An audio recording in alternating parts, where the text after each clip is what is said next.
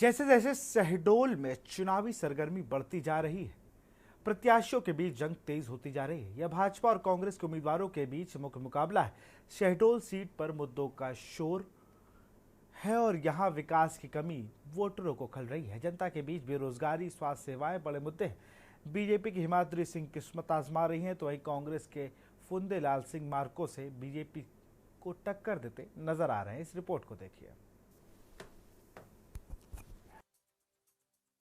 प्रदेश की शहडोल लोकसभा सीट से 1977 से चुने गए 5 सांसदों में से 4 राजेंद्र ग्राम से हैं, जिसे पुष्पराजगढ़ के नाम से भी जाना जाता है।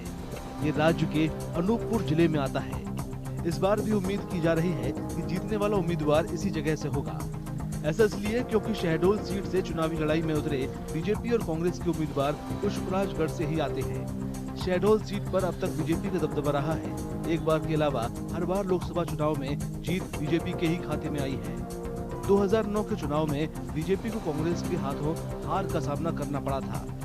बीजेपी ने शहडोल सीट से अपनी मौजूदा सांसद हिमाद्री सिंह पर 2024 के चुनाव में भी भरोसा जताया है। उनका मुकाबला कांग्रेस के फुंदेलाल सिंह मार्को से होगा। हमारे जैसे आवागमन की सुविधा जो हमारे, चाहे वो ट्रेन की हो, चाहे आप अन्य कनेक्टिविटी की हम बात करें, आज भी दूर दराज में वही आवागमन की सुविधाओं पर लोग जो है परेशान रहते हैं। हम गांव से गांव को आज भी जोड़ नहीं पाए हैं। हमारी बिजली पानी की संघर्ष आज भी लोग करते हैं। स्वास्थ्य सुविधाओं पर जो है कई बार ऐसे देखा गया है कि लोगों को तत्काल सुविधा न मिलने के कारण, स्वास्थ्य सुविधा न मिलने के कारण जो है मौत के घाट गले उतर रहे हैं। हिमाद्री सिंह शहडोल निर्वाचन क्षेत्र में विकास की कमी के आरोपों को गलत बताती हैं। उनके मुताबिक सबका साथ सबका विकास की सोच के साथ उन्होंने इलाके में काम किया है।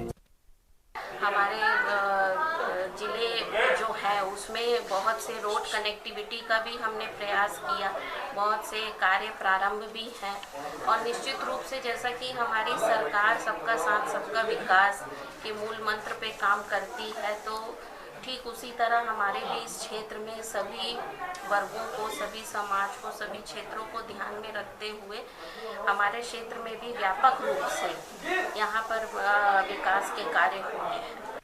शहडोल अनुसूचित जनजाति के लिए आरक्षित लोकसभा क्षेत्र है। इसके तहत 4 जिलों के 8 विधानसभा क्षेत्र आते हैं। इस निर्वाचन क्षेत्र में लगभग 45% आबादी आदिवासी समुदाय की है। इनमें से करीब 80% लोग ग्रामीण इलाकों में रहते हैं। यहाँ के कुछ वोटर बेरोजगारी और स्वास्थ्य सेवा को इस चुनाव में अहम मुद्दा मानते हैं। रोजगार एकदम कुछ है ही नहीं। रोजगार हमारे यहाँ कुछ इस टाइम पे ऐसा बंद है, पूरा कुछ रोजगार का सुविधा ही नहीं दे रहा है सरकार इस टाइम। अब शिक्षा ना तो रोजगार, बस 2 ही चीज। विकास के मुद्दे सर, विकास तो बहुत ही हो चुका है लगभग, फिर भी क्या है, मतलब बहुत कुछ कमियां हैं। मतलब जैसे मेडिकल कॉलेज में मतलब अभी कई प्रकार के डॉक्टरों की कमियां हैं। जैसे न्यूरोलॉजिस्ट की जरूरत है बहुत ज्यादा यहाँ पर आज तक नहीं हुआ। कई 4-5 साल हो गए लगभग मेडिकल कॉलेज, पर आज तक कोई नहीं हुआ। रेलवे में कई जगह के लिए जैसे डायरेक्ट जैसे नागपुर के लिए ट्रेन चाहिए हमें, पर नागपुर के लिए ट्रेन सीधी मिली भी, पर ऐसी टाइमिंग मिली कि कि कोई भी मतलब सुविधाजनक नहीं। विकास के लिए तो अभी कई मुद्दे हैं। एक तो नगर की सड़कों की व्यवस्था सबसे ज्यादा दयनीय है। आप किसी भी मोहल्ले की गली में घुस जाइए, ये सीवर लाइन के चलते पूरी लाइनें माने चलने योग्य रह नहीं गई हैं। खासकर बरसात के दिनों में तो आप वाहन लेकर के चल ही नहीं सकते हैं सड़कों में। और दूसरी पेयजल की समस्या, नया बस स्टैंड की समस्या। भाई इस बस स्टैंड को आप जहां खड़े हुए हैं वहां देख लीजिए कि 12 से 2 के बीच में यहाँ बसें नहीं समाती हैं। माने इतनी बसें हो जाती हैं। यहाँ पर लगभग टोटल 450 बसें हैं। पुष्पराजगढ़ के लोगों की शिकायत है कि शहडोल के कई सांसद उनके शहर के हैं। इसके बावजूद विकास के कामों से ये इलाका अछूता रहा है। यहाँ की व्यवस्था, यहाँ की विकास आप लोग खुद देख रहे हैं। ये बस स्टैंड है, बस स्टैंड में एक कॉम्प्लेक्स अभी 2-4 साल से नहीं है। जो महिलाएं यात्री आते हैं और भी कई तरह की परेशानियां हैं। रोजगार, शिक्षा, स्वास्थ्य, यही तो सब मुद्दा है। यहाँ तो सब जीरो में है। सर जी, पुष्पराजगढ़ में तो कोई ऐसे विकास कुछ मेरे को दिख नहीं रहा है। खाली विकास जो है मोदी के कार्यकाल में वही हुआ था, जो गरीबों के लिए माने खाली उनके कार्यकाल के समय में माने पीएम आवास कुछ मिला था। और खाली रोजगार गारंटी जो मिला, जो उसमें रोजगार गारंटियों में जो किसानों के पूर्ण कार्य नहीं हो पाया। आज भी किसान जो है उसी तरह के हैं जो योजना में वंचित हैं। कई और वोटरों को बीजेपी के ट्रैक रिकॉर्ड में कोई कमी नहीं दिखती। बीजेपी पार्टी से अपन लोग जैसे हम सोचेंगे कि भारतीय जनता पार्टी ही रहे। और जैसे शिवराज मामा भी निकाले पिछले लाडली बहना योजना, मतलब बहुत सहयोग प्राप्त हो गया लाडली बहनों को। वैसे जैसे माननीय प्रधानमंत्री मोदी जी हैं, वो भी मतलब कितने आगे ले जा रहे हैं अपने देश को।